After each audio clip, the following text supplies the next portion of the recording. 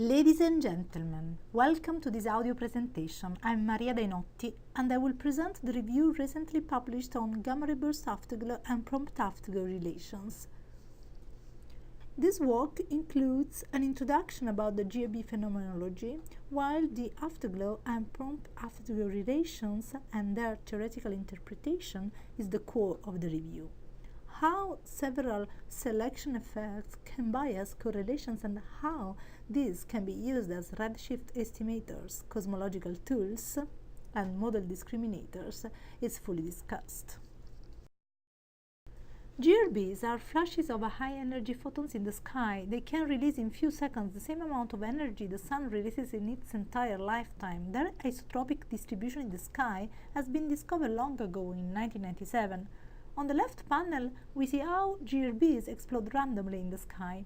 The main event, called the prompt emission, is very variable, as we see in the central picture. The prompt is followed by a steep decay, a plateau phase, and an afterglow decay phase, as shown in the picture on the right. The red dot marks the end time of the plateau.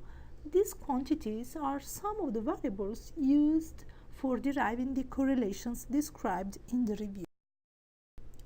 The review casts light on the interpretation of the several afterglow and prompt-afterglow correlations. Major problems in this study are how to disentangle the true correlations from the ones that are affected by selection bias and thus are artificially created due to these effects, and to what extent correlations can be used effectively as model discriminators and as cosmological tools. Here, we will cover only a few relations, but the review is comprehensive so that the reader can easily navigate in the wide zoo of the many correlations. We were driven to write this review because in literature the focus is on the prompt relations, while we here target the afterglow correlations. Among the afterglow relations, we mentioned the Dainotti relation, which highlights an important property of the plateau emission, namely that the energy reservoir of the plateau is constant. The picture, taken from Dainotti et al. 2013a, shows how the slopes of the correlations marginally change at the different redshift bins.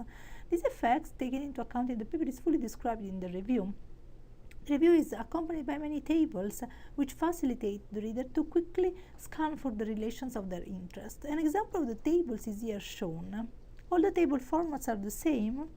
They contain the author name in a chronological order so that the reader can follow how the discussion among several authors have been developed, the category to which GRB belongs, such as long, short, and extended emission, and so on.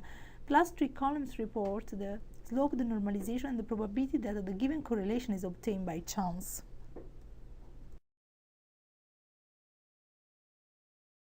Other afterglow correlations are the extension of the Dainotti relation from the X-ray to the optical domain, as it is shown in the left panel, and the luminosity at 200 seconds versus the decay index of the light curves from 200 seconds, as it is shown in the bottom panel.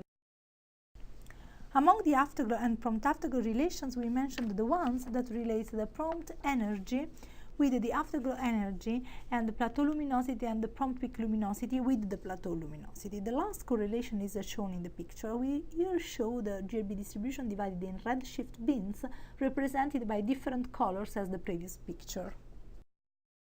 Selection biases play a crucial role in the evaluation of how robust a relation is. These effects are relevant for GRBs, which are particularly affected by the Malmquist bias effect that favors the brightest objects against faint ones at large distances.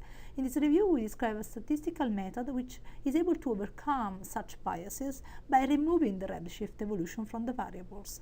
The evolution is the dependence of a certain variable from the redshift. Are GRB standard candles?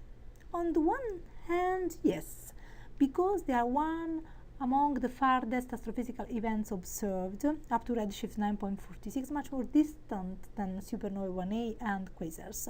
Thus, extending the Hubble diagram for supernovae to GRBs would enlarge significantly the distance scale ladder as it is shown in the picture. However, we should be careful with the circularity problem. On the other hand, GRBs are far from being standard candles, with isotropic prompt luminosities spanning over 8 orders of magnitudes. Overcoming the problem of selection effects, will help GRB relations to be more reliable theoretical model discriminators. To use instead GRBs as cosmological tools complementary with supernovae, we have to further reduce the scatter of their relations. We also need to account for the redshift evolution and the detector threshold effects.